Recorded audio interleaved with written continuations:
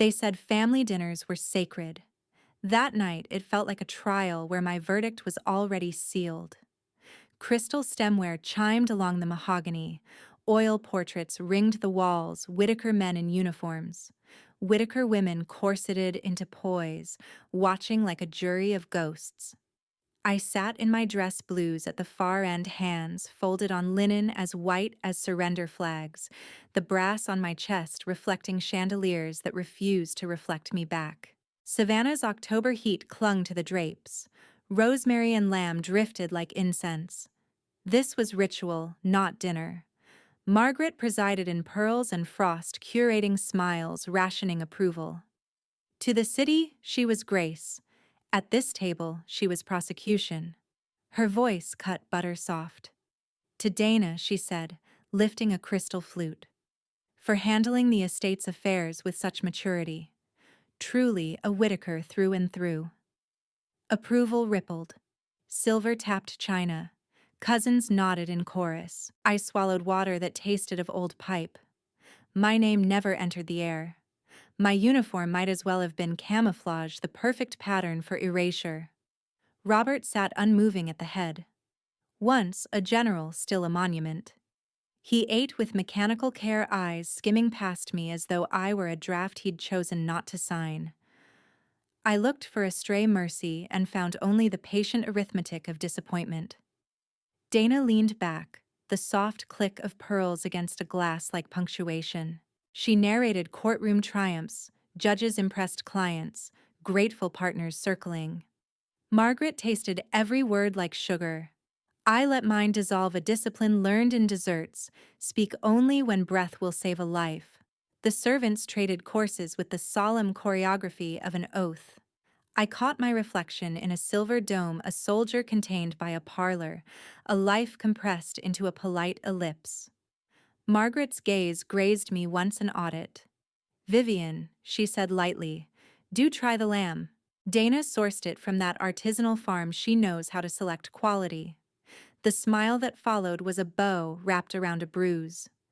I cut a bite I couldn't taste. The bones on my plate showed clean and spare, a map of how things are stripped when hands are practiced. Across the candles, Dana finally met my eyes, the smallest quirk at the corner of her mouth, announcing her verdict before she spoke. "You never fit at this table, little sister."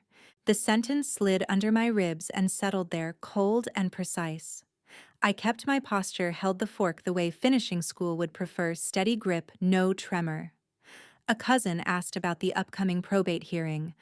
Margaret answered with a martyr's sigh and a strategist's timing. "It's exhausting but necessary," she said, meaning me. The portraits watched unblinking. A servant entered with coffee on a tray. The china rattled a thin percussion.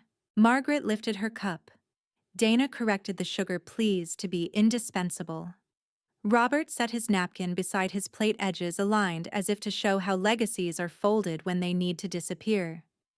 We held the pose, 3 generations arranged by expectation, until the house exhaled a sound that didn't belong to ritual at all, cutting through silver and steam and the choreography of our perfumed civility. Silence pulled the room taut. Phone rings upstairs. Robert collapses. On the battlefield, silence meant survival. At home, it meant erasure. The echo of Dana's whisper from the night before trailed me like smoke I couldn't outrun. "You never fit at this table, little sister."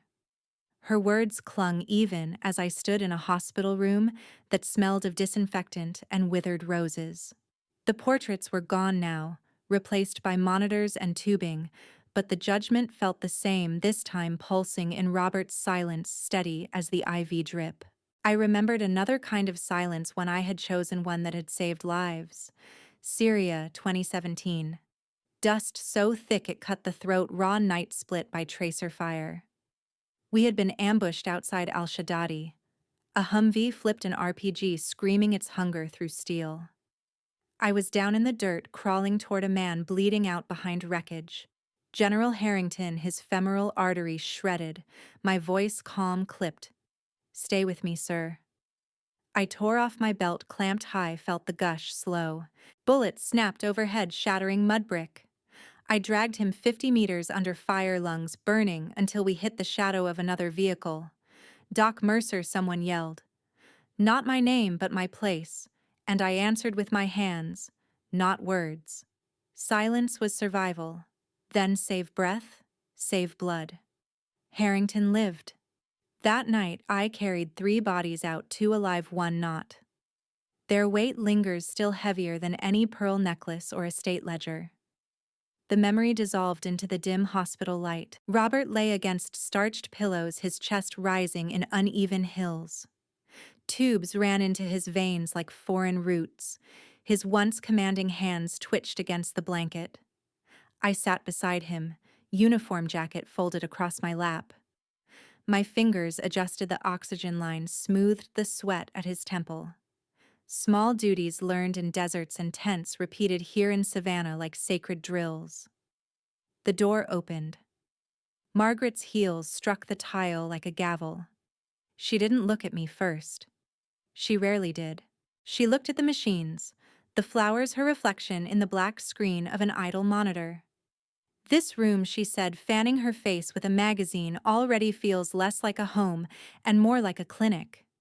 You've turned it sterile. It's unpleasant. Her pearls clicked as she shifted. At least Dana is keeping the family's image intact. She has meetings responsibilities. Real ones. I bit down on my reply. Combat taught me not to waste breath on noise. Instead, I rinsed a cloth in cool water and laid it across Robert's forehead. His eyelids fluttered. For a heartbeat, the soldier I remembered, the man who once inspected cadets with unrelenting precision, flickered there. His gaze slid sideways, finding me. He did not speak. He had not spoken since the collapse. But his hand shifted beneath mine, slow as dawn, and pressed faintly, almost imperceptibly, against my fingers. It was not forgiveness, not recognition, not the thunder of acknowledgement I had chased all my life, but it was pressure. Real, present, a wordless admission that I was there, and he knew it. Margaret saw the motion too, and her lips tightened. She stepped closer, voice low, edges honed like the knives of the dining hall. Don't get too comfortable. He didn't want you here. A folded flag meant honor. Their stares made it feel like shame. The sanctuary was filled with lilies, their perfume dense enough to drown the incense of polished wood. Robert's casket rested beneath a mosaic of stained glass colors, bleeding across its surface like some celestial verdict. I stood in uniform at the far aisle, cap tucked beneath my arm. The fabric on my shoulders felt heavier than Kevlar. Every eye confirmed the weight, approval, withheld acknowledgement, delayed. The memory of his hand squeezing mine in the hospital lingered, a pressure fragile but real. I carried it into the pews where Margaret sat, immaculate in mourning black. The veil softened nothing. Her posture was sharpened steel. Dana was posed beside her, perfect as a sculpture, lips pursed into the curve of a saint. They absorbed condolences like royalty greeting subjects. The pastor spoke of sacrifice, legacy, family. The words were smooth, practiced, trimmed of truth. After the benediction, we moved to the lawn of the estate. The honor guard stood aligned, rifles bright under the autumn sun. Their formation cut the air with geometric precision. Commands cracked. 3 volleys split the sky. The bugler's notes threaded through the oaks, keening and sharp, dissolving the distance between battlefield and funeral grass.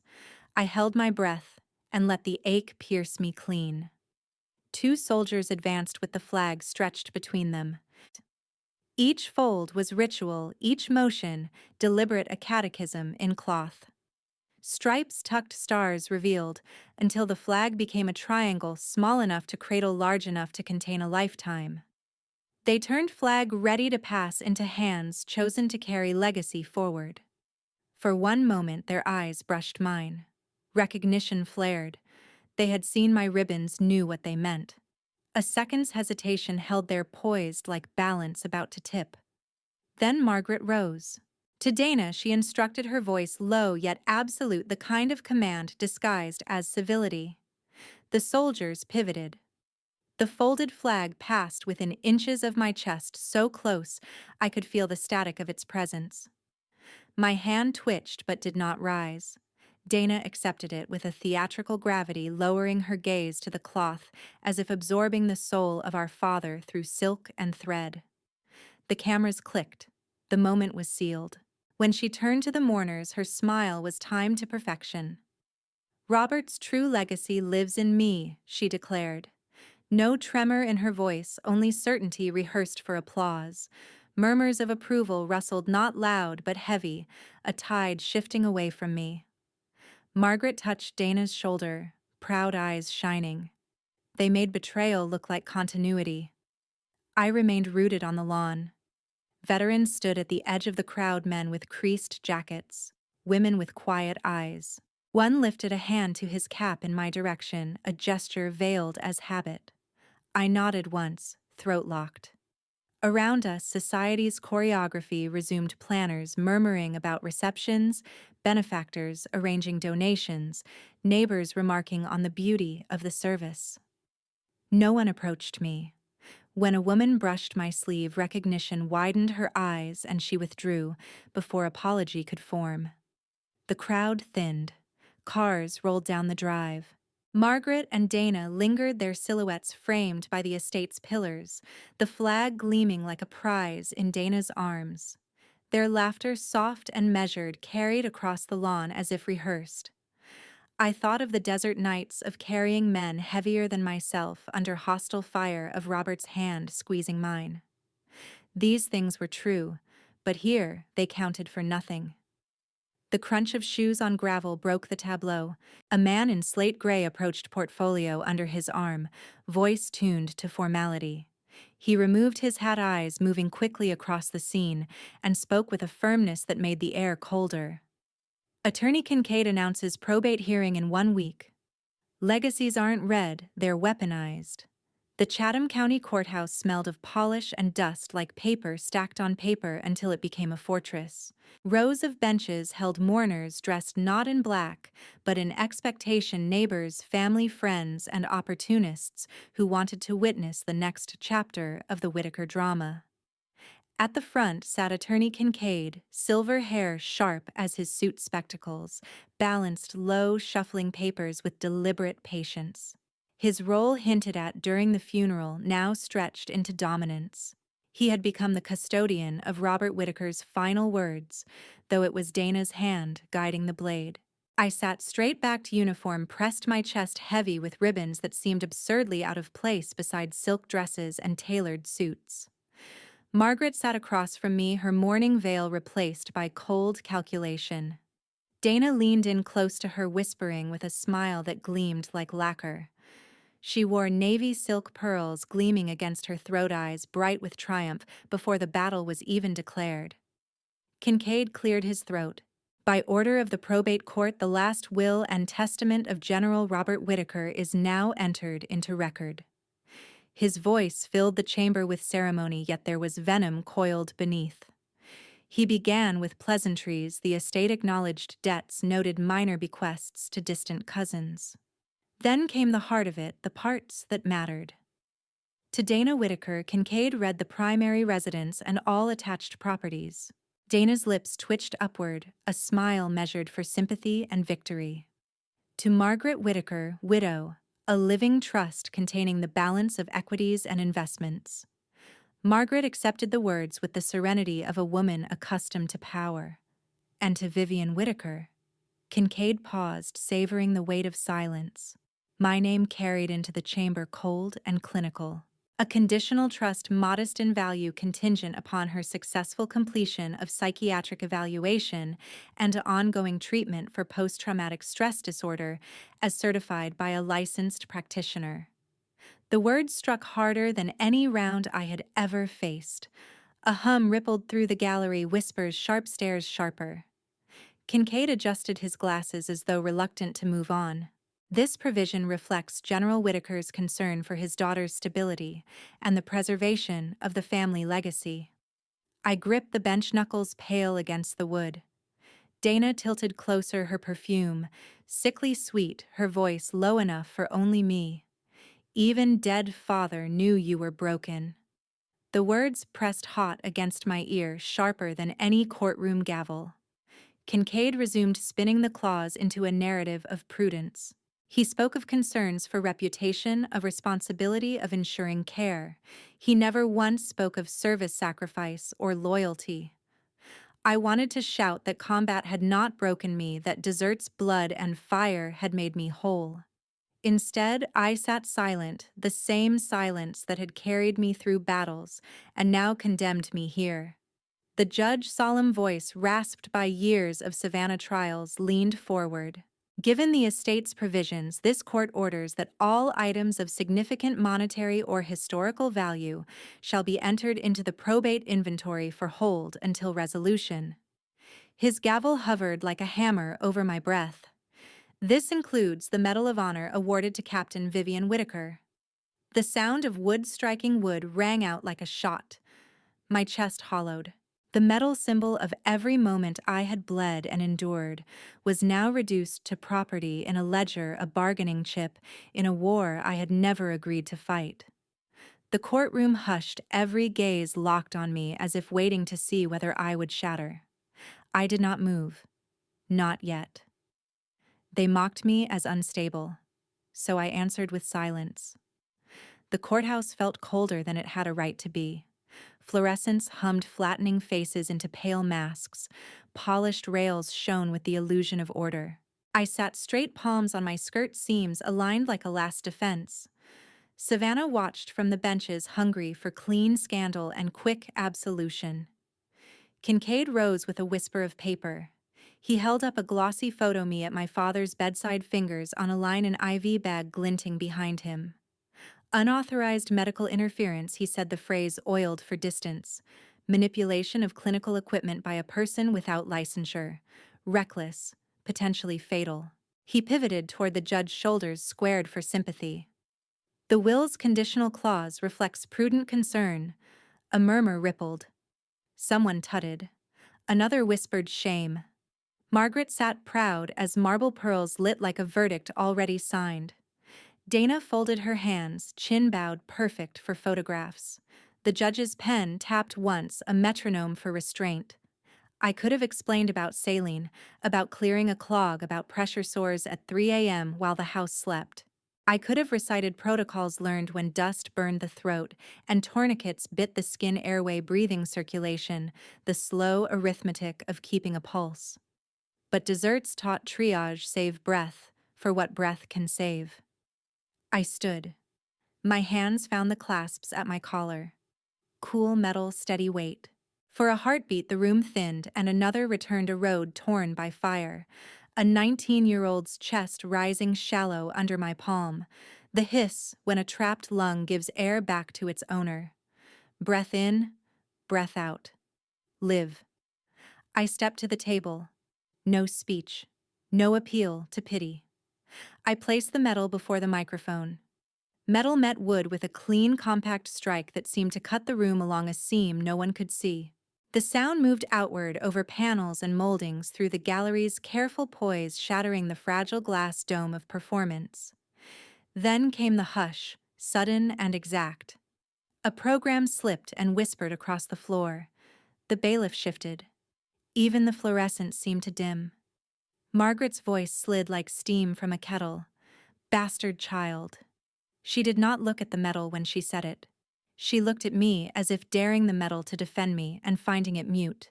Dana watched the way people watch a glass teeter at the edge, savoring the promise of a fall. Pity shaped her mouth without ever touching her eyes. Kincaid cleared his throat and turned the silence into evidence. Your Honor, impulsivity. Dramatic gesturing. Our concerns are not hypothetical. The judge's gaze moved from the metal to my face, hunting for the easy bend. Finding none, he nodded toward the clerk. Entered for probate inventory hold, he said, voice even. It remains until resolution. The gavel did not fall. It didn't need to. My name slid onto a ledger line. So the truest thing I owned became an exhibit. Glass would come later. For now, a folder and a storage room and the idea that courage can be tallied with antique clocks. I returned to my seat. The bench welcomed me like an old, tired friend.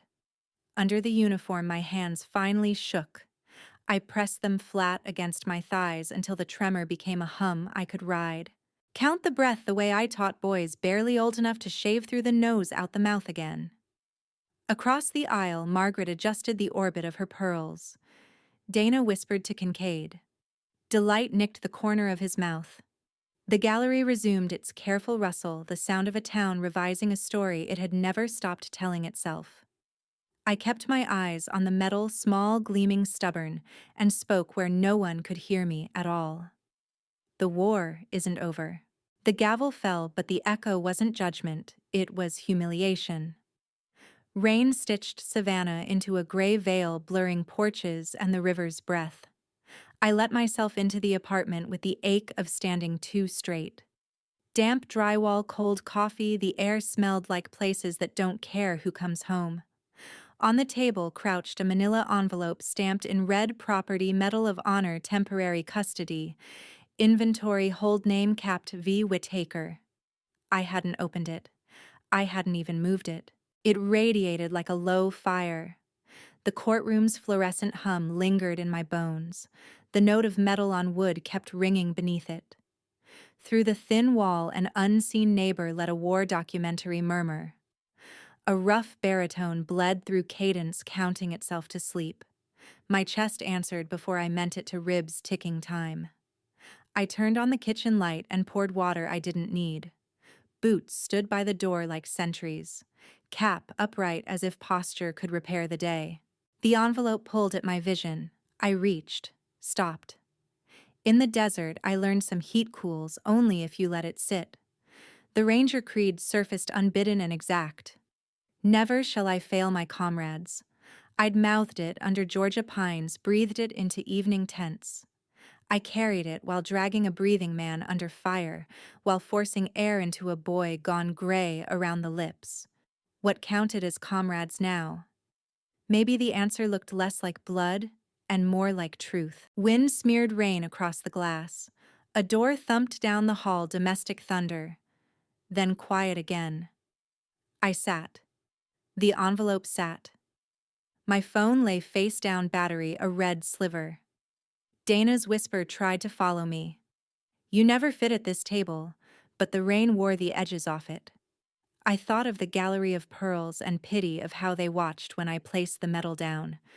A tremor skimmed my hands. I tucked them under my thighs until the tremor warmed into steadiness. Paper brushed the floor. A plain white envelope slid through the gap beneath my door and stopped against the rug. No footsteps then, the faintest retreat. I picked it up. Inside, a thick card, clean type. Marcus Ellery, Veteran Justice Initiative. Under the number, a block-printed line: he wins with evidence. Call if you want to fight on ground that favors you. I set the card beside the manila envelope. 2 rectangles facing off: containment and counterattack. One promised ledgers and lockers, the other subpoenas and light. I stood long enough for the rain to redraw the window into moving camouflage. The neighbor coughed, then laughed at something on the TV iron and gravel softened by distance. I traced the name with a thumb. Fear rose not of losing, but of being seen and filed anyway, of handing over a map of wounds and watching it folded into origami. The creed answered. Never. Comrades could mean anyone who stood between a lie and the life it tried to swallow. It could mean the version of me who ran extra miles after the march, because being dismissed hurt less when lungs burned. I unlocked the phone. The black screen threw my face back, a soldier in a borrowed room stitched with rain. I typed the number slowly, imprinting each digit the way you do, with a frequency you can't afford to forget. My thumb hovered. I considered a life that shrank to acceptance. I considered a fight conducted in documents and light. The clock ticked once. The apartment settled. The rain moved from stitch to sheet. Somewhere, a freight horn gave its long one-note sorrow. I took the breath I always took before doors blew, before needles pierced, before everything either broke or held. I dial. Marcus Ellery speaking. I've been waiting for your call. He fought wars with evidence, not rifles, but the fire in his eyes was the same. The office smelled of burnt coffee and dust ground into carpet. File boxes leaned against each other like sandbags, their labels scrawled in blunt marker: estates, fraud, vets. A map of Georgia spread across the far wall, dotted with pins that looked like a general's campaign. Marcus Ellery sat behind a desk that could have been a command post, cluttered alive and bristling with intent. His shoulders were broad, his hair cut close, and his eyes dark and unblinking, felt like they had measured too many battlefields, both foreign and domestic. I told him everything. My voice broke once, but I forced it steady again, recounting the courtroom like an after-action report, Margaret's pearls flashing as she hissed "bastard child," Dana's practiced smile, Kincaid's oily words, and the metal, my metal, stripped into inventory like a seized weapon. Each detail laid bare, precise as coordinates. He didn't interrupt. His hand rested near a yellow legal pad, but the pen never moved. He just listened, eyes narrowing the way soldiers do when triangulating fire. When I finished, silence draped the room. He leaned back, hands clasped over his stomach. "They framed you as unstable," he said, low and deliberate. "But instability doesn't draft conditional trusts. That clause, it reeks of someone else's pen." His finger tapped the desk once, the sound sharp as a hammer on brass. "Your sister wanted you erased on paper because she couldn't erase you in uniform." He pulled a folder from a stack and slid it across. Inside were case summaries, veterans stripped of pensions, disinherited by technicalities painted as unfit. Each page carried his handwriting, angry strokes, relentless notations. "I've seen this pattern before," he muttered. "They rely on silence. Shame makes you sit down. You didn't." I let the words hang. My pulse found a rhythm I hadn't felt since a ruck march, steady and inevitable. He studied me, then leaned forward. "Intel wins wars," he said. "You know that. You survived because you read terrain, gathered data, acted on it faster than the other side. This isn't different. Different weapons, same fight." He reached under a pile and pulled out a manila folder. "Your father's will has exploitable holes. The psychiatric evaluation clause. Too vague. No specified evaluator. That's legal quicksand. They wanted discretion to pick whoever could bury you. And Kincaid's accusations about your medical care?" He shook his head. "A ranger medic following field protocols on her father isn't malpractice. It's compassion. They bank on civilians not knowing the difference." Heat spread through me, anger, relief, both. I hadn't realized until that moment how badly I needed someone to call the lies by name. My throat tightened and I swallowed it down. Marcus's eyes held mine. "I'll take your case. Pro bono." They picked the wrong veteran to underestimate. The words landed like a vow, not an offer. For the first time in weeks, I felt ground beneath my boots. He stood cross to a shelf and pulled a clipped packet. "This is your mission list." He handed it to me like a set of orders. "Gather every email, receipt, voicemail, anything that proves you carried the load they ignored. Names of nurses, neighbors, anyone who saw you caring for your father. Witnesses are ammo. Don't leave any behind." I looked down at the packet, weighty in my hands, and then back at him. His fire wasn't bluster. It was the steady burn of a man who had fought too many quiet wars for people already written off. For the first time, I wasn't alone on the battlefield. They mailed me a box. Not of love, of weapons.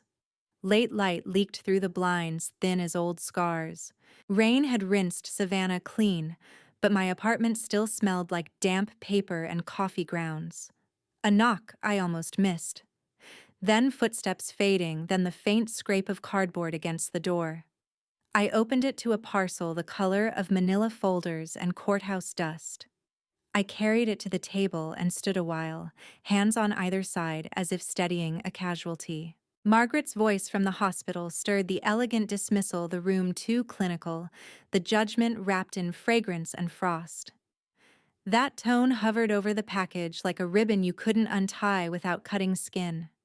The label bore Dana's tidy handwriting, a script trained to sign checks and cocktail invitations. Inside, beneath a frill of gray tissue, lay relics someone had inventoried: a cracked music box, postcards, Polaroids where I stood half out of frame, a shoebox of stones labeled in a girl's careful printing, River Quarry Backlot.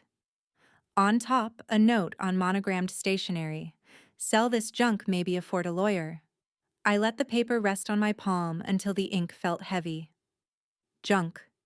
The word tried to reduce what even time had failed to erase. I spread the contents the way medics lay out instruments' order over ache.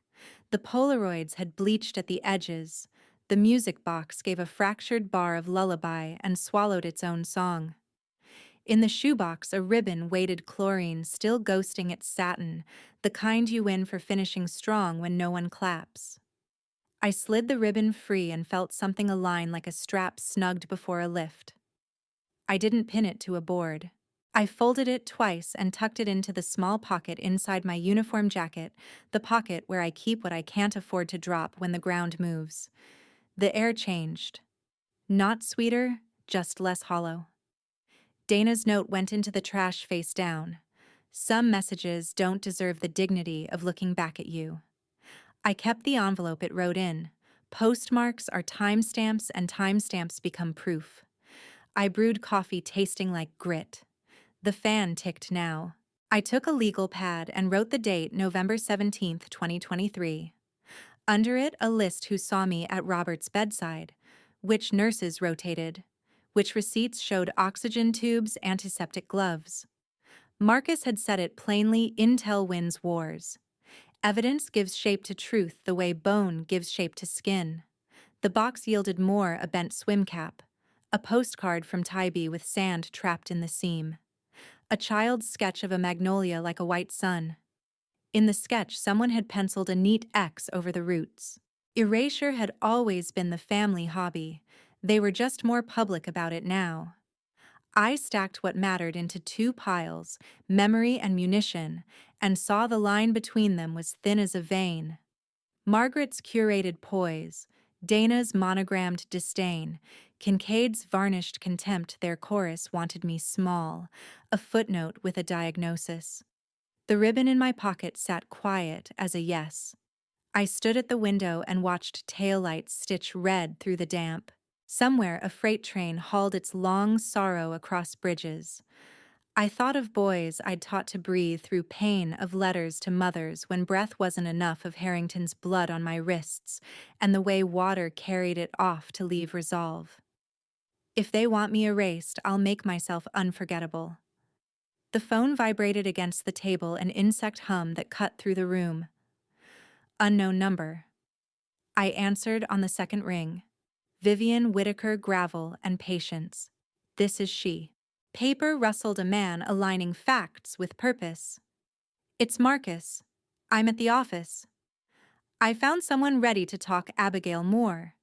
Every lie leaves a receipt. Hers had a dollar sign.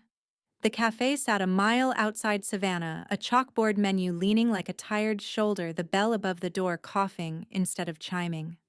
Sunday light dulled to pewter on formica. I took the booth facing the exit. The ribbon from the box chlorine, faint as memory, rested in my jacket's hidden pocket, a small knot reminding me to finish strong. Marcus arrived with a folder held like a field kit. He scanned doors, windows, back hall, then sat where he could watch all three. She's late, he said, not checking his watch. Steam curled from his coffee like a signal we weren't ready to send. Abigail Moore slipped in and paused just inside the threshold.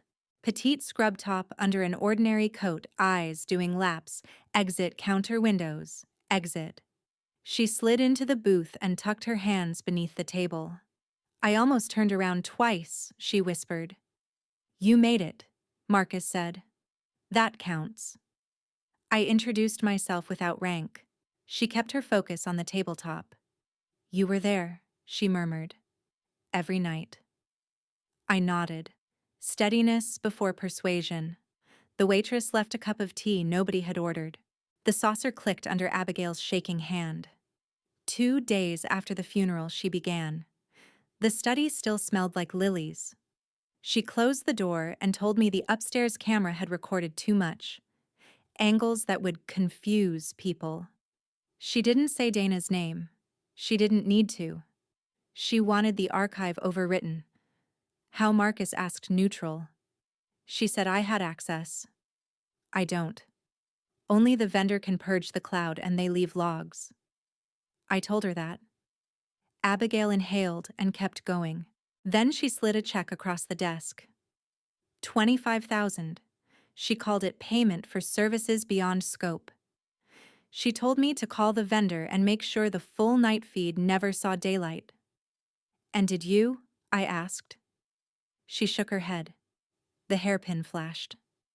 "No, I couldn't. I knew there'd be a trail. And She swallowed. "I saw him take your hand. People should see what happened, not the chopped piece they showed." "Do you have the check?" Marcus asked. Abigail produced a plain envelope, corners worn by hesitation. Inside lay a personal check, ink blue, and complacent signature flourished the date, a small wound 2 days after the funeral. Pay to the order of Abigail Moore, $25,000, memo discretion. My pulse thudded once hard. The ribbon at my heart seemed to cinch. She set the check on the table in a coffee ring, an accidental halo. I couldn't cash it. My conscience wouldn't let me. We sat inside a breath that felt very long. The bell over the door coughed for a stranger. Butter and dish soap drifted from the kitchen. Marcus photographed the check and envelope wide, then detail, then wrote the sequence on a napkin. "Chain of custody is a kind of prayer. We'll need a statement," he said. Time's exact words, who was within earshot. Anything she touched. Abigail nodded, fear and relief drawing even. I thought I'd lose my job. Or be sued flat. She lifted her eyes at last. But I kept seeing that hallway. He looked up like he was trying to say something before the world went quiet. "You did the right thing," I said. Truth rarely arrives dressed for a party. It just stands there, waiting to be let in. She set her shoulders. "The vendor keeps redundant backups," she added almost as an afterthought that weighed a ton. "No purge without supervisor sign-off. The sign-offs are archived." Marcus's pen finally moved. "Good," he said. "Very good." "Will it be enough?" she asked. My fingers pressed the ribbon through fabric. Resolve rose clean as breath before a door blows. I looked to Marcus. He met my gaze and nodded once. "Marcus, this could bury them, but we need more.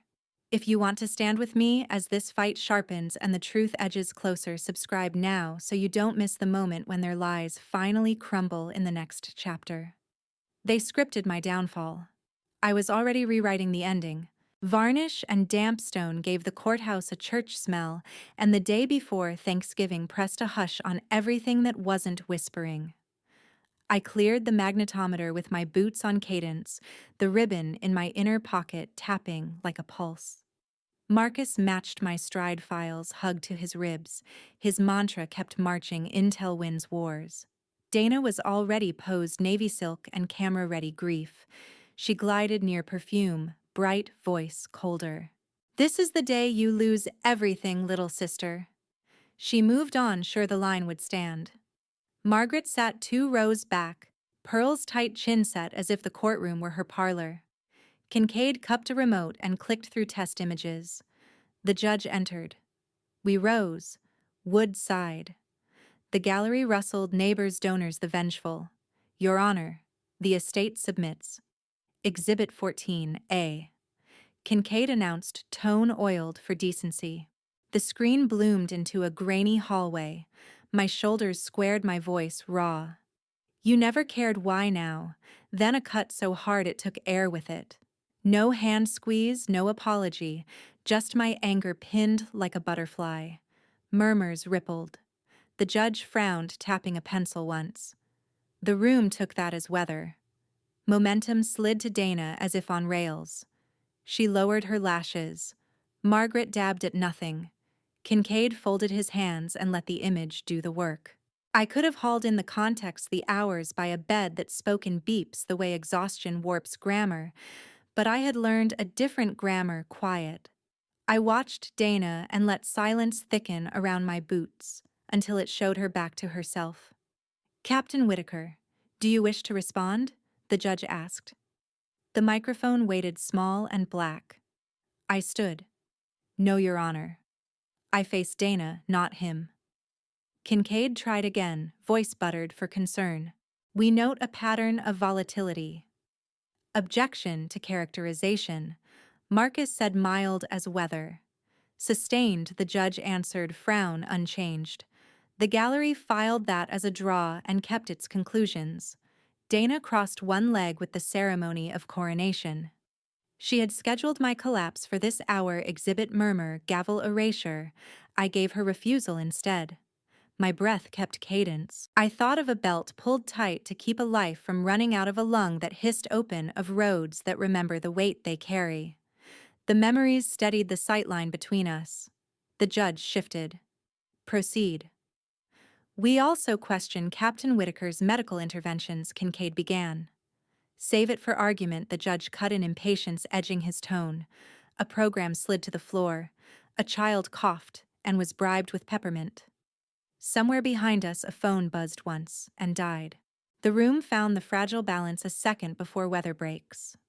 Marcus rested one finger on our counter battery, a folder stenciled chain of custody vendor logs, timestamps that could stitch the night back together. Abigail's statement, courage, compressed to ink. He didn't open it. Not yet. Intel wins wars, but timing wins battles. I kept my eyes on Dana. Properly aimed silence becomes a blade. Her smile thinned, then returned by training. She wanted me loud. I gave her stillness. She wanted me small. I met her stare until the theater dimmed and only the truth between us had light. Anything further, the judge asked. For now, Kincaid said, the exhibit speaks. He set the remote down like a finished plate. Then the court will, the judge began. The latch struck the jam like a drumbeat and the air shifted from gossip to attention. Boots marked the marble with ceremonial certainty. A field of ribbons entered the doorway before the man who wore them did, color assembling into history with each step. Heads turned, even the fluorescents straightened.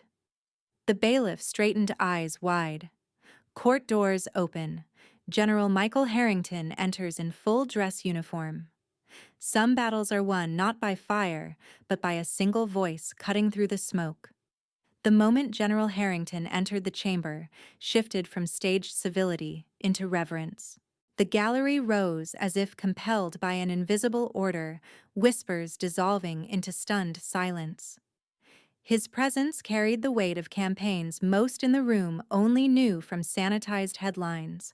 The ribbons across his chest were not decorations, they were stories stitched in fabric, testimonies of deserts, blood, and decisions made when seconds meant life or death.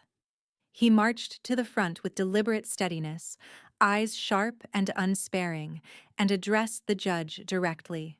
Your Honor, with the court's permission, I would like to testify.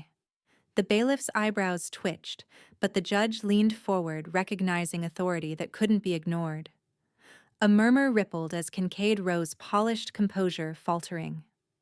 Your Honor, this is highly irregular. Granted, the judge said before Kincaid could build momentum. The gavel struck once, sealing the decision.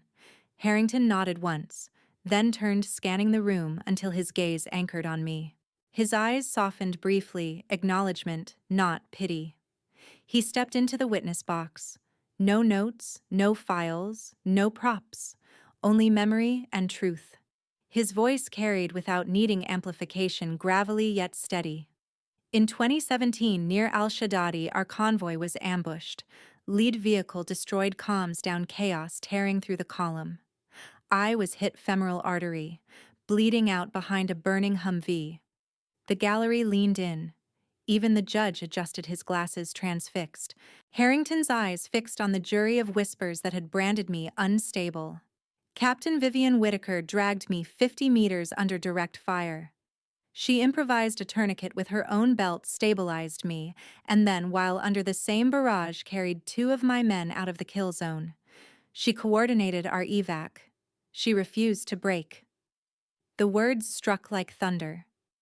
Kincaid shuffled his notes, color draining from his practiced tan. Dana masked her panic behind an arched eyebrow, but her knuckles whitened on the armrest.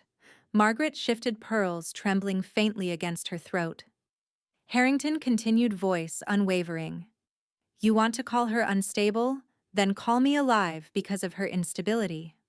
Call 2 soldiers walking this earth today evidence of her recklessness. Call every ranger who made it back that night a testament to the liability you claim she is. His gaze swept the room, pinning each skeptic in place. She is no liability.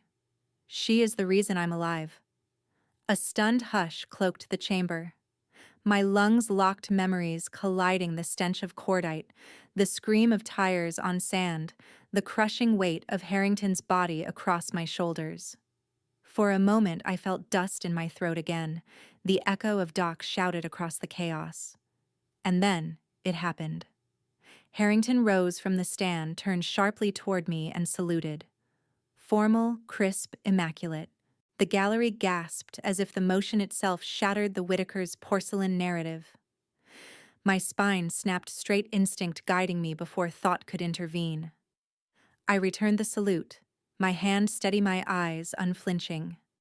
The silence that followed was not emptiness, it was judgment, irrevocable, falling in my favor.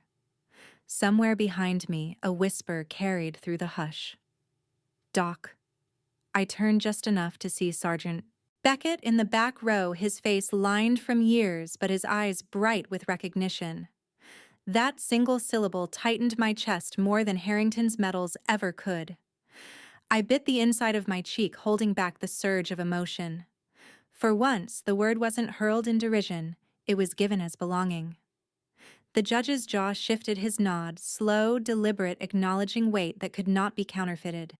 Harrington stepped down, his testimony finished, but the echoes lingering like gunfire long after the battle ends.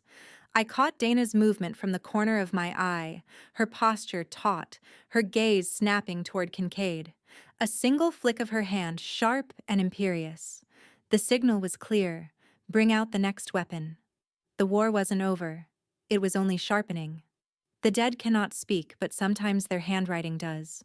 Afternoon light slanted across the paneled walls as if the sun were weighing evidence.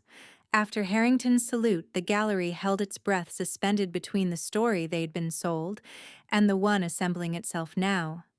The side door opened. A bank officer entered, carrying a hard pouch with red tamper seals and a numbered tag. A thin murmur moved through the benches. Provenance, not money, owned the room too.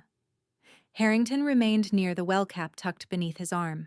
Your Honor, he said per subpoena to First Savannah Bank Safe Deposit Number 314, I submit the secured nomination packet prepared by General Robert Whitaker. The officer recited the chain, checked out at 1312, seal numbers, verified custody, transferred to the bailiff at 1323, logged at 1325. Marcus stood behind the rail pen, recording each timestamp like coordinates on a map. Kincaid rose before the last number faded. Objection, foundation, relevance, authenticity, highly prejudicial. Sit down, counsel, the judge replied. He examined the tag, then nodded to the bailiff. Plastic cracked. Paper sighed. From the pouch came a cream envelope, my father's name embossed on the flap. For a moment my vision narrowed to the loop of his W to the night his fingers found mine, weak, deliberate. I had not known he left words. The judge slit the envelope with a letter opener that flashed like a new fact. Inside lay a typed packet, narratives, affidavits, photographs, and a single sheet in looping script I knew better than my own restraint. The murmurs swelled. Silence, the judge said. Harrington turned slightly. Captain Whitaker. He asked, quiet enough for me, and loud enough for the room. "Would you like to read it?" I stepped forward, steadied my breath, and took the page. The date sat 7 years back, before reconciliation felt impossible. I read so the room that had called me unstable would have to metabolize another truth. She earned everything not as my daughter, but as a soldier. The sentence needed its own breath. Somewhere behind me, a rosary clicked. Somewhere ahead, Dana's smile forgot its training. I read the rest: actions under fire, medical interventions executed, while rounds tore the airmen dragged from flame, evac coordinated from cover, a request to delay the nomination to spare me politics. He had signed in ink that hadn't yet learned finality. The judge leaned in, listening, not as arbiter but as witness. Kincaid tried to find footing. "Even if genuine, Your Honor, this is hearsay as to character." As to character under fire, the judge cut. "It is probative." He turned to the clerk. "Mark the packet and letter as court exhibits." Marcus photographed seal numbers, pouch log, the judge's hand on the page, stitching the moment into a net that wouldn't let it fall through. I lowered the paper. The tremor that arrived was not panic but release. For years they had curated my silence into a flaw. Here on lines, no one could edit, he had named me as I was when noise ruled and seconds mattered. The gallery's posture changed. Even Margaret's pearls stilled. Harrington inclined his head, pride reduced to its essential form. "The delay was my advice," he said. The merit was his to recognize. I looked at his signature again, the pressure marks at the end, the stutter in the R that appeared when he wrote in a hurry. Small proofs that wrap around the larger one, like wire. I read a final paragraph for the record unit: statements corroborating times, a casualty ledger, radio transcripts. Facts, not ornament. By the time I finished, the room felt heavier, as if truth itself had mass. The judge nodded once, grave. "The court accepts the exhibits." His tone was not warm, but its skepticism had burned off like fog. A veteran in the back lifted 2 fingers in a salute, then hid them at his mouth. The clerk pressed a red sticker onto the packet. The rip sounded loud. Kincaid's pen sagged. Dana stood so fast her chair scraped tile. The color in her throat climbed like a siren. She jabbed a finger toward the letter she could not silence and shouted, "Forgery! This is a setup. Every empire of lies collapses under the weight of one truth." The morning light cut across the courtroom like a blade, crisp and cold on Thanksgiving Eve. The gallery was swollen with spectators, every seat filled, whispers threading together like static. Dana swept in first, silk scarf looped neatly, posture high, but the stiffness in her gait betrayed nerves she couldn't iron out. Margaret followed, pearls tight against her throat, face drained to porcelain. I sat beside Marcus, hands folded, metal absent, but the ribbon from the box of memories pressed firm inside my pocket. It wasn't proof, it was armor. The bailiff called the next witness. Abigail Moore entered, small frame-taut eyes scanning exits as though each shadow threatened reprisal. Her hands shook as she raised them for the oath, her voice barely above a whisper. But once sworn in, she met the judge's gaze with something steadier, something born of nights spent bargaining with her conscience. Marcus guided her gently. "Ms. Moore, please tell the court what you disclosed to us earlier this week." Abigail's throat worked, words catching then spilling.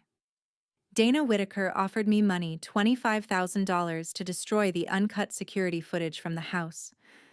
Gasps rippled across the benches. Dana jolted forward. "Lies," she barked, but the judge rapped the gavel sharply. Abigail reached into her purse, withdrawing a folded slip of paper, its edges creased from months of hiding. "This check," she said, voice trembling, "drawn on Whitaker Holdings, signed by Dana Whitaker. I never cashed it. I couldn't. My conscience wouldn't let me." She handed it to the bailiff. He carried it up, announced the exhibit number, and placed it before the judge. The black ink against pale paper spoke louder than Margaret's pearl-clenched silence. Marcus nodded once, the barest flicker of triumph. "Your Honor, Exhibit 16, along with a digital forensics report confirming the original file was altered." He lifted a drive sealed and cataloged, and the clerk slotted it into the court system. The screens flickered to life. The gallery leaned forward. The video rolled. At first, the same scene Kincaid had flaunted my voice raised my face drawn with years of exhaustion, the appearance of cruelty mid-argument. But then the frame widened, revealing what had been cut. My father's hand reaching weak, deliberate closing over mine, his voice gravel faint but audible through courtroom speakers. "You're the only one who stayed." Silence stretched heavy raw. He breathed once more. "I'm sorry." The sound cracked through the chamber like thunder after drought. The spectators froze, mouths parted. Reporters scrambled for pens, capturing every syllable. The judge leaned forward, eyes narrowed, riveted not on me, but on Robert Whittaker's unmistakable voice. I sat motionless, throat burning, that night's memory colliding with its vindication. For years they had curated silence to erase me. Now silence played back, as evidence my father's final truth no longer confined to memory, but to record. Marcus let the footage end on the still of my father's hand gripping mine. "Your Honor, this is the unaltered record. The forged narrative has collapsed. The court now has the truth." Dana half rose, eyes wide, face flushing crimson. "This is manufactured," she shouted, words shrill, brittle. Margaret pressed her lips so tight they blanched, white hands folded like a statue carved from shame. The judge raised his gavel, struck once, then spoke each word, measured, echoing through marble and glass. "This changes everything." Dana slumped into her chair, silk scarf sagging. Margaret sat pale as stone, staring straight ahead, as if already seeing the ruin stretch before them. The gallery erupted in whispers, a tide impossible to restrain.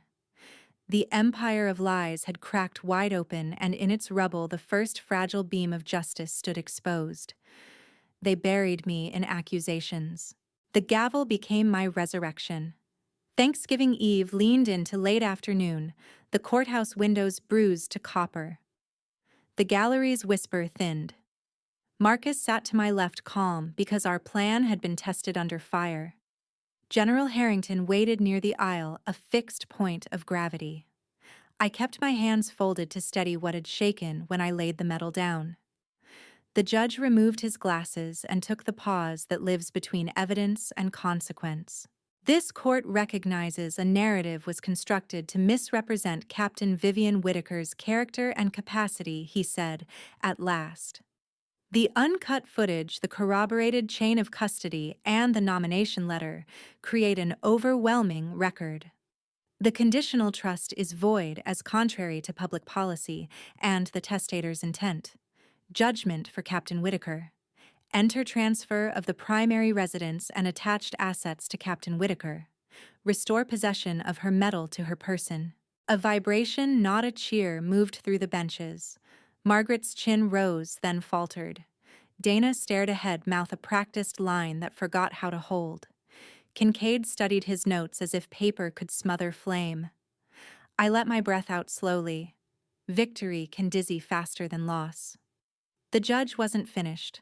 Further, he said, "This court admonishes Ms. Dana Whittaker and Mrs. Margaret Whittaker. Attempts to suppress evidence and to defame a decorated veteran for advantage will not be tolerated. Any additional obstruction is referred for sanctions." His voice cut cleaner than any blade turned against me. He nodded to the bailiff. A small case was set upon the table, the probate lock broken, the seal sliced. The room tilted toward it as if pulled by tide. The bailiff lifted the medal like a truth recovered from water and set it in the square of light the window had been saving all day. Time narrowed. I rose without remembering when my knees decided. I did not speak. I pressed my thumb to its familiar coolness, felt the edges, the map of small nicks. The court became a lung-holding air. I raised the ribbon and pinned the medal back where it belonged, the clasp, finding home with a click that answered the older sound like a late rhyme. Harrington's chin dipped. Somewhere in back, a veteran exhaled a years-long breath. Marcus allowed half a smile. I did not look at the gallery. I looked at the grain in the table and let the tremor pass through like weather you trust to move on. Let the record reflect the return, the judge said more quietly. He lifted the gavel, ordinary wood, ordinary weight, and brought it down. The report rang true, a release, not a sentence. In its echo, metal answered metal across day's fall and rise. Silence correctly aimed can do more than speech. When I sat the swim ribbon in my inner pocket, brushed my ribs small as a keepsake, fierce as a creed. I thought of nights I kept a pulse with 2 fingers, and a stubborn command of the girl who ran extra miles because approval never caught up. Across the aisle, the family portraits of this city's memory would have to learn a new angle. The frame they guarded can't hold me anymore. The clerk gathered exhibits. The room woke, shoes scuffed. Someone cried softly. A camera clicked and thought better of it. Dana leaned toward Kincaid, whispering fragments that failed to cohere. I stood to leave. Light pooled on the floor like brass. My boots felt newly anchored. Margaret's perfume arrived before her voice, gardenia and judgment in a frost. She didn't come close enough to share breath. She came close enough to wound without witnesses. Margaret hisses across courtroom. You've destroyed this family. I walked out of the courthouse not as their daughter but as my own legacy. Sunset glazed the marble steps copper. Doors swung behind us into a thicket of microphones and questions sharpened like pins. Marcus flanked my left with a file under his arm. General Harrington held to my right, steady as a standard. The metal lay cool where the clasp had found home. The swim ribbon pressed my ribs like a second pulse. They reached for sound bites. Captain Whitaker's statement. Were you estranged from your father? Did you tamper with medical equipment? Their voices stacked a wall of weather. Dana stepped into the cameras with a practiced ache. Hair, immaculate smile, tuned for sympathy, she lifted both hands. I only protected father's legacy, she said. It was never about money. It was about dignity. Margaret hovered at her shoulder, pearls bright as a line of buttons on armor. Her nods cast doubt like shade. I gave them silence. Shoulders, square eyes on the horizon where the river gathered light. I lifted the metal once to sunset and let it catch. Not a performance. A fact. The crowd shifted. At the base of the stairs, a cluster of veterans straightened as if a current had moved through them. A woman in a faded flight jacket touched 2 fingers to her brow. A man with a Vietnam patch squared his cap. Somewhere close, a voice breathed, "Doc." Then it spread 5 a dozen salutes blooming across the steps. Even those without uniforms laid hands to hearts. The noise thinned to shutter clicks and held breath. Reporters hesitated, lenses unsure where to aim, at a sister rehearsing a script or at a soldier who refused to read it. One of the deputies raised a palm, not to shove but to ask, and the press pack obeyed, an odd, quiet discipline rippling outward. A boy on his father's shoulders mimicked the salutes with solemn care. An older man leaned on a cane and stood anyway, jaw clenched against the ache. Someone near the curb said thank you in a voice that sounded like it hadn't been used for years. A boom mic dipped, paused, and rose again, as if even the equipment understood the difference between noise and witness. Harrington dipped his chin once, nothing theatrical, everything final. Marcus's hand brushed my sleeve. We're done, he murmured. Dana tried again, pitching a line for the evening news. We grieve as a family, she called, but the weather had turned. The salutes had changed the room into open air. Margaret's jaw tightened. Her pearls suddenly looked brittle. We moved down the steps through an aisle carved by quiet instead of force. Hands reached but didn't grasp. Eyes met mine and held strangers, offering the simplest mercy space. At the sidewalk, a young reporter lowered her mic. "Captain," she asked softly, "what comes next?" I considered answers that would fit a headline. The House repairs the women at the Veterans Center, but words felt smaller than the truth that had carried me here. I let the metal settle against bone, not as trophy, but as weight correctly placed. The courthouse exhaled behind me. The city changed gears. A bell counted the hour somewhere inland. The river took the last light and kept it. In a shop window, I met my reflection without their captions. No air, no scandal.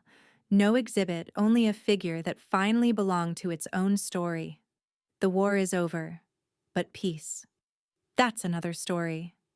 When you've walked through fire and carried scars that no one at home cared to see, the silence afterward can feel heavier than the battle itself. That's why I want to hear from you, because your voice matters more than their judgment ever did. Leave me a comment, tell me if you've ever been dismissed, overlooked, or told you didn't belong. Share how you rose from that. Your stories are not just echoes, they're proof that survival has many faces. And if you're fighting your own war in silence, remember, dignity isn't granted, it's claimed. Stand tall, your peace will come.